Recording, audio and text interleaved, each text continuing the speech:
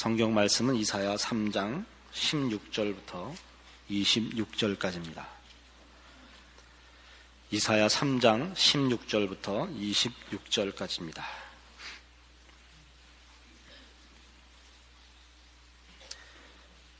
여호와께서 또 말씀하시되 시온의 딸들이 교만하여 느린 목 정을 통하는 눈으로 다니며 악의죽거려 행하며 발로는 쟁쟁한 소리를 낸다 하시도다. 그러므로 주께서 시온의 딸들의 정수리에 딱지가 생기게 하시며 여호와께서 그들의 하체로 드러나게 하시리라. 주께서 그날에 그들의 장식한 발목고리와 머리의 망사와 반달 장식과 귀고리와 팔목고리와 면박과 화관과 발목 사슬과 띠와 향합과 호신부와 지환과 코고리와 예복과 겉옷과 목도리와 손주머니와 손거울과 세마포 옷과 머리수건과 너울을 제하시리니 그때에 썩은 냄새가 향을 대신하고 노끈이 띠를 대신하고 대머리가 숱한 머리털을 대신하고 굵은 베옷이 화려한 옷을 대신하고 자자한 흔적이 고운 얼굴을 대신할 것이며 너희 장정은 칼에 너희 용사는 전란에 망할 것이며 그 성문은 슬퍼하며 곡할 것이요 시온은 황무하여 땅에 앉으리라. 우리는 이 이사야 3장에서 하나님을 외면하고 하나님을 떠난 자들의 자초한 심판을 지적받고 있습니다. 지난주에 우리가 이사야 3장 앞부분에서 하나님을 외면한 것이 자초하게 되는 그 심판의 내용들로서 생명에서 떠나 있고 진리에서 떠나 있어서 기준과 기반을 잃어버린 무질서와 난맥상들을 보았습니다. 질서를 세울 수가 없고 권위를 세울 수 없으며 그 근거와 기반을 잃어버린 사람들의 모든 삶의 영역에 나타나는 무질서와 혼란을 우리는 보았습니다. 오늘은 마찬가지로 하나님은 생명에서 떠난 자들의 그 생명에서 떠났기 때문에 드러나는 황폐함을 그 심판으로 지적받고 있습니다. 생명과 진리와 의미와 가치와 복의 근원이신 하나님으로부터 분리되면 사람은 썩을 수밖에 없다. 썩으면 사람은 헛된 것을 찾으며 헛된 것으로 치장할 수밖에 없다. 이것이 오늘의 내용입니다. 성경적 표현으로 이런 성적 문란은 하나님께만 바쳐야 되는 신앙의 정절을 이제 하나님 외에 다른 것에 그 소원을 가지며 욕심을 내는 것을 묘사할 때 이렇게 성적인 문란함으로 묘사하고 있습니다. 그래서 여기 오늘 우리 본문에서 보는 성적 문란의 이 묘사들은 다 당시 시온의 딸들로 지칭된 유다인들이 하나님을 외면하고 하나님으로부터만 나오는 모든 복들을 외면하고 세상의 것을 찾아서 그 신앙의 정절을 놓친 것을 묘사하는 것이요, 동시에 생명과 진리로부터 단절된 자가 가지는 가식, 허영, 생명 없는 허망함들을 묘사하고 있는 이중적인 뜻을 내포하고 있습니다.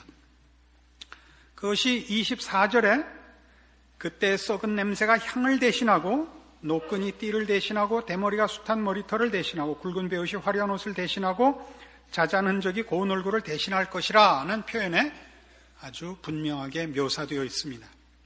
저들이 구한 영광과 행복이 실상은 다 썩은 것에 불과하다. 왜냐하면 생명 되신 하나님으로부터 떠나 있기 때문에 자초된 필연적인 결과라, 이렇게 지적받고 있는 것입니다. 시편 1편으로 가보십시다. 이런 식의 이 내용을 시편 1편에서 아주 잘 묘사하고 있습니다. 시편 1편 복 있는 사람은 악인의 꾀를 쫓지 아니하며 죄인의 길에 서지 아니하며 오만한 자의 자리에 앉지 아니하고 오직 여호와의 율법을 즐거워하여 그 율법을 주야로 묵상하는 자로다. 복 있는 사람은 여호와의 율법을 즐거워하고 그 율법을 묵상하는 자입니다.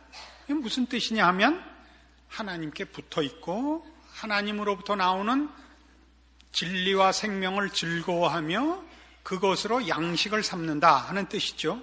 그런 사람은 어떤 사람이냐? 3절 저는 시냇가에 심은 나무가 시절을 쫓아 과실을 맺으며 그 잎사귀가 마르지 아니함 같으니 그 행사가 다 형통하리로다. 시냇가에 심기운 나무 뿌리를 넉넉한 수원에 두고 있으므로 그 결실이 넉넉할 수밖에 없는 나무에 비교되고 있습니다. 악인은 그렇지 않으며 4절입니다. 오직 바람에 나는 겨와 같도다. 바람에 나는 겨. 여기선 뿌리 없음, 생명을 결실할 수 없음을 지금 대조시키고 있죠. 이 시냇가에 심기운 나무가 결실하는 것은 그가 생명이요 생명의 공급을 받고 있기 때문이다 이것이죠. 그것이 여호와의 율법을 즐거워하며 묵상하는 자로 묘사되고 있습니다. 보통 자연인들이 생각하는 기독교는 많은 구속이 있는 곳이라 이렇게 생각을 합니다. 속박이 있다고 생각을 하죠. 주일날도 빼앗기고 돈도 빼앗기고 정성도 빼앗기고 생각하는 무슨 정신도 빼앗기고 이렇게 세상 사람들은 예수를 믿는 것을 어느 곳에 자기를 속박하는 것이라 그러니까 스스로들은 자유인이라 이렇게 생각을 하죠. 바람에 나는 겨가 자기가 자유롭다고 생각하는 것과 방불합니다. 조금 더 이 바람에 나는 겨를 좀 우리 이해하기 좋게 좀 더 그 내용을 들어가 봅시다. 어려서 연을 날려보신 적 있죠? 연을 날리면 이런 생각이 들지 않나요? 연은 왜 연줄에 맬까? 연줄을 풀어주면 한없이 더 높이 날지 않을까? 이런 생각을 해보신 적 없습니까? 저는 어려서 남산 밑에 회원동이라는 데 살았는데요. 그 남산에 올라가서 자주 연을 날렸습니다. 그 남산 야외음악당 거기서 날리면 남산 정상을 향하여 이렇게 연이 많이 높이 올라가죠. 그럼 마음에 연줄을 풀어주면 그게 남산 정상까지 날아오를 것 같아서 어느 날 한번 그 실을 끊어준 적이 있습니다. 그랬더니 옆집 개똥이네 앞마당에 떨어졌습니다. 왜 이럴까? 그때 그 문제를 집중적으로 들고 봤으면 우리나라 최초의 물리학 노벨상을 받은 뉴턴의 후계가 됐겠습니다만 그때 또 생각할 다른 게 많아서 그린 못 갔습니다. 이제 나이가 들고 이제 지식이 늘어서 이유를 알게 됐죠. 이유는 간단합니다. 연이 바람을 타고 나르는 건 사실이지만 그 하늘이라고 해서 모든 곳에 바람이 이는 것은 아닙니다. 바다에 조류가 있듯이 하늘에도 기류가 있고 그 기류에 연을 띄워야 됩니다. 연이 자꾸 떨어지는 이유는 기류를 타지 못하고 없는 곳에 연을 띄우면 떨어지죠. 양력을 받지 못해서. 그러면 그 양력을 생산해내는 기류에 이 연을 고정시키기 위해서 연줄이 필요합니다. 엿이 됐어요? 엿도 날리면 날라요. 연을 그 자리에 고정시키는 것이 이 연줄이 하는 일입니다. 그뿐만이 아니라 바람을 타면 무조건 연이 나르는 것이 아니라 양력을 받도록 안각이 맞아야죠. 이게 다 물리학적 고급한 전문 용어를 써서 이해가 쉽지 않겠습니다. 그러니까 기수의 각도가 맞아야 최대한의 양력을 얻고 그 기수를 맞추려면 이 연줄에 붙잡혀 있어야 됩니다. 연줄을 끊으면 그가 필요한 양력을 생산해내는 기류에 정착하지도 못하고 그 자리에 고정되지도 않고 더더욱 바람 앞에 안각을 세우질 못합니다. 그냥 날려가서 바람에 나는 개와 같이 몇 바퀴를 돌아 옆집에 떨어지게 되어 있습니다. 우리가 예수를 믿어 하나님께 뿌리를 내리는 것은 시냇가에 심기운 나무가 그 뿌리를 수원에 받고 있는 것과 같은 것이지, 그래서 그리로부터 모든 복된 것, 진리와 생명과 의와 거룩과 복을 공급받는 것이지, 그렇게 함으로써 우리가 붙잡혀 있는 것이 아닙니다. 이런 사상은 성경엔 너무나 분명한 내용이라서 요한복음 15장, 우리 여러 번 인용했던 포도나무 비유에 이렇게 나옵니다. 요한복음 15장 5절. 나는 포도나무여 너희는 가지니 저가 내 안에 내가 저 안에 있으면 이 사람은 과실을 많이 맺나니 나를 떠나서는 너희가 아무것도 할 수 없음이라. 사람이 내 안에 거하지 아니하면 가지처럼 밖에 버리어 말라지나니 사람들이 이것을 모아다가 불에 던져 사르느니라. 얼마나 분명한 사실입니까? 포도나무 가지가 포도나무에 붙어 있지 않으면 아무것도 할 수 없습니다. 아무것도. 생명도 잃어버리고, 그리고 물론 결실할 수 없습니다. 포도나무 가지가 포도나무 줄기에 붙어 있는 것을 속박이라 그러는 놈은 그건 바보죠. 무지한 것이요, 어리석은 것이지, 그것이 무슨 속박이겠습니까? 그거는 분별이요, 복이요, 책임이요, 영광이죠. 소원하고 가져야 되는 선택이죠. 그래서 지금 이사야 3장에서 보는 바와 같은 이 하나님으로부터의 분리로 말미암는 인간의 황폐화, 무엇으로부터 기인하는 것이죠? 모든 부요함의 근원인 하나님으로부터의 분리 때문에 자초되는 것이다 이겁니다. 그래서 신앙인들에게, 하나님의 백성들에게 성경이 요구하는 건 이겁니다.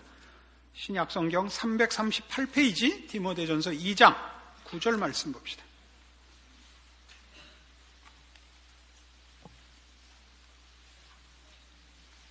디모데전서 2장 9절입니다.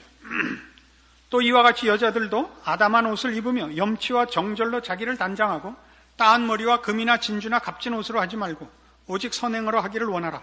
이것이 하나님을 공경한다 하는 자들에게 마땅한 것이니라.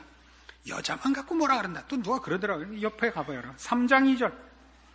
그러므로 감독은 책망할 것이 없으며 하나님의 남편이 되며 절제하며 근신하며 아담하며 나그네를 대접하며 가르치기를 잘하며 술을 즐기지 아니하며 구타하지 아니하며 오직 관용하며 다투지 아니하며 돈을 사랑치 말 것을 명하고 있습니다.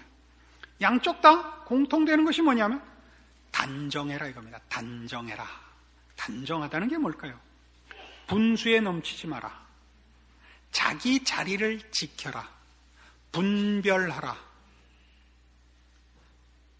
이런 뜻을 가집니다. 물론 여기 있는 것이 이런 단정하라는 것이 잘못 생각해서 금욕성을 요구하는 것은 아닙니다. 기독교 신앙을 굉장히 금욕적으로 생각하시는 분들이 있는데 그렇지 않습니다. 성경은 금욕을 요구하지 않습니다. 성경이 요구하는 것은 거룩하기를 요구합니다. 거룩하다는 건 하나님을 닮는 것입니다. 그 하나님이 우리가 보고 사는 이 천지 만물을 만드셨습니다. 이 천지 만물 속에는 기쁨과 환희가 있습니다. 즐기는 것과 기쁨과 행복은 죄가 아닙니다. 무엇을 기뻐하느냐죠.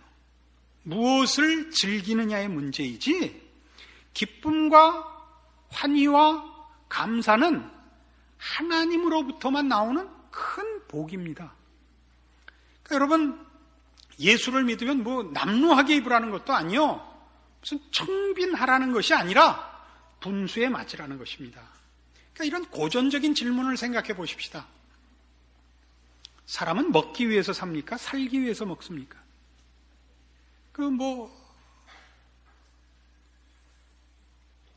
이런 특히 신앙인으로서는 다 살기 위해서 먹는다.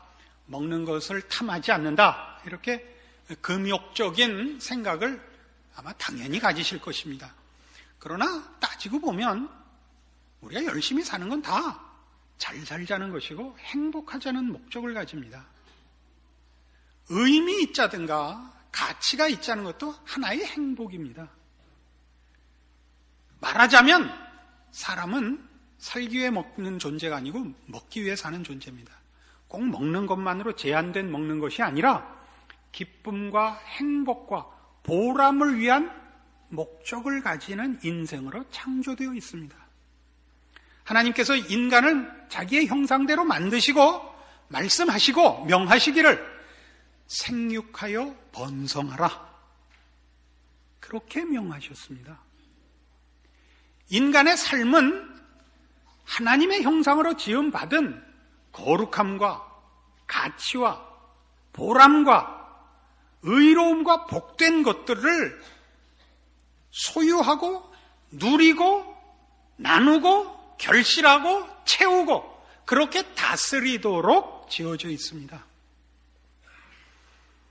여러분들이 세상적인 기준에서 볼 때 가진 자에 속하는지 혹은 부족한 자에 속하는지, 사회적 지위가 높은 자리에 있는지 상대적으로 낮은 자리에 있는지 각자 다르겠죠, 형편이. 그러나 하나님께 속한 자는 물질적인 다소나 세상 지위의 고하간에 막론하고 만족이 있습니다. 그것은 마치 해바라기가 꽃이 커야만 이쁜 것이 아닌 것과 같습니다. 채송화도 이쁩니다. 나팔꽃도 이쁘고요. 생명이 가지는 아름다움이라는 것은 크기에 달려있지 않고 내용에 달려있기 때문에 여러분이 세상적인 것으로 어떤 평가를 받고 있느냐와 상관없이 행복하며 만족하실 수 있습니다. 그러나 여러분이 여러분을 하나님께 못 박지 않고 뿌리를 내리지 않고 세상의 것으로 여러분을 확인하며 목적하고 있으면 아무리 많아도 부족하게 느껴집니다. 하나님께 뿌리를 내리지 않은 시냇가에 심기우지 않은 자의 현실은 바람에 나는 겨와 같이 늘 불안합니다. 늘 불안합니다. 생명을 공급받지 못하기 때문에 생명을 결실할 수가 없습니다. 그러니까 늘 하는 척 해야 되는 겁니다. 그걸 상대방에게 확인해야 됩니다. 그러니까 세상의 것을 여러분이 추적하면 하나님의 것으로 여러분의 내용과 소원을 삼지 않고 세상의 것으로 여러분의 필요와 내용과 소원을 삼고 있으면 여러분은 늘 사람 앞에서 자신을 확인하고 비교해서 확인할 수밖에 없습니다. 우리의 단정함이란 뭐냐 하면 자족하는 것입니다. 우리의 단정은 분수를 지키는 것이요, 그 주신 실제적인 내용으로의 결실로 인한 만족이 있습니다. 그러나 세상 것은 그렇지 않습니다. 세상 것은 아무리 가져도 갈증을 더할 뿐이지 만족을 주지 않습니다. 이 바람에 나는 겨, 줄 끊어진 연, 우리 그렇게 줄 끊어진 연을 엿이라고 부릅시다. 아주 그 적당한 표현인 것 같은데, 신자의 삶을 점검할 때 그 신앙의 상태가 정상적이냐 아니냐를 확인하는 아주 간단한 방법이 있습니다. 지금 삶의 여러분의 형편에 대하여 만족이 있는가 합니다. 만족이 있는가. 만족이 없으면 부족해서가 아닙니다. 여러분의 신앙생활을 불만스럽게 만드는 것은 여러분 앞에 하나님이 없고 세상과 인간만 쓰면 여러분은 그 사람을 이겨야만 되기 때문에 만족이 없습니다. 하나님의 사람은 늘 만족할 수 있는 이유가 하나님 안에서 모든 것이 내 것임을 알기 때문에, 하나님의 부요하심과 충만하심으로 채워진 자신의 복된 존재를 알기 때문에 늘 만족과 감사가 있습니다. 이게 다릅니다. 여러분은 여러분의 신자된 평가를, 아니 검사를 이렇게도 할 수 있습니다. 여러분의 존재가 이웃 앞에 또는 이 사회 앞에 무슨 유익을 가져다 주는가? 여러분의 이웃에게 무슨 유익이 있으며 여러분 이웃의 짐을 여러분이 얼마나 나누고 있는가로 점검하실 수 있습니다. 오늘 본 디모데전서 2장과 3장에 나온 얘기대로 하면 선행과 관용이라 표현된 것입니다. 세상적인 그 자랑은 상대방에 없는 것을 가지고 있고 상대방을 누르고 선대해 있습니다. 세상의 것들은 이웃과 나누는 것이 없습니다. 이웃을 해칩니다. 언제나 특성이. 하나님께 속한 것만 이웃을 돕습니다. 그래서 골로새서 3장에 가보시면 이런 성경적인 표현이 신자된 우리 모두에게 주어집니다. 327페이지 골로새서 3장 12절입니다. 그러므로 너희는 하나님의 택하신 거룩하고 사랑하신 자처럼 긍휼과 자비와 겸손과 온유와 오래 참음을 옷 입고 누가 네게 혐의가 있거든 서로 용납하여 피차 용서하되 주께서 너희를 용서하신 것과 같이 너희도 그리하고 이 모든 것 위에 사랑을 더하라. 이는 온전하게 매는 띠니라. 우리를 뭐라고 부르나 보세요. 그러므로 너희는 하나님의 택하신 거룩하고 사랑하신 자처럼 하나님의 택하신 거룩하고 사랑하신 자처럼 우린 다른 거예요. 하나님께 속한 거예요. 하나님의 거룩하심과 진리되심과 그 생명의 뿌리를 받고 있는 자들이에요. 세상 사람이 할 수 없는 걸 해야 돼요. 생명을 결실해야 돼요. 뭐죠? 긍휼, 자비, 겸손, 온유, 오래 참음과 용서입니다. 세상은 이런 내용을 주지도 않고 평가하지도 않습니다. 우리만이 가지는 것입니다. 이것이 우리의 단장품이어야 됩니다. 우리가 아까도 말씀드린 바와 같이 금욕적이지 않습니다. 그러나 우리가 우리를 치장할 때 남을 해치는 치장을 하는 것은 하나님께 뿌리를 내린 신자의 결실이 아닙니다. 여러분이 보석류를 액세서리로 가질 수 있고 좋은 옷을 입을 수 있습니다. 하나님이 주신 복들을 따라 여러분이 그런 보상을 받으실 수 있습니다. 감사하십니까? 그걸로? 만족하십니까? 아니면 그걸로 허세를 부리십니까? 여러분 각자가 대답하셔야죠. 그게 여러분의 허세라면 그거는 잘못된 것입니다. 그건 각자 다르죠. 각자 수준에 따라 다르겠죠. 그리스도의 평강이 너희 마음을 주장하게 하라. 평강을 위해 너희가 한 몸으로 부르심을 받았니? 또한 너희는 감사하는 자가 되라. 평강과 감사. 이건 하나님 안에 있는 자만이 가지는 만족입니다. 세상은 만족을 주지 않습니다. 그리고 이렇게 요구합니다. 그리스도의 말씀이 너희 속에 풍성히 거하여 모든 지혜로 피차 가르치며 권면하고 시와 찬미와 신령한 노래를 부르며 마음의 감사함으로 하나님을 찬양하고 또 무엇을 하든지 말에나 일에나 다 주 예수의 이름으로 하고 그를 힘입어 하나님 아버지께 감사하라. 그리스도의 말씀이 너희 속에 풍성히 거하라. 그리스도 안에 뿌리를 박아 그로부터만 모든 것을 공급받아라. 이 얘기죠. 또 무엇을 하든지 말에나 일에나 다 주 예수의 이름으로 하라.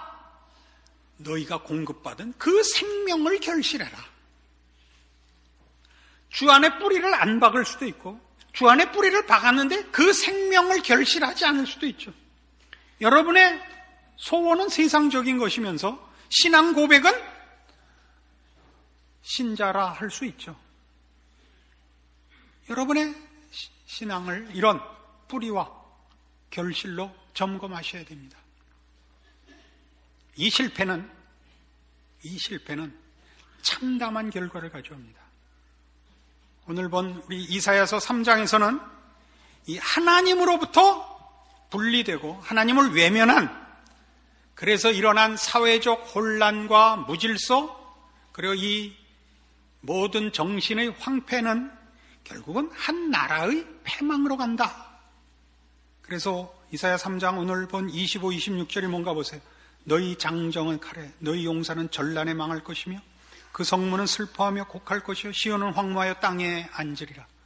한 나라의 멸망으로 갑니다.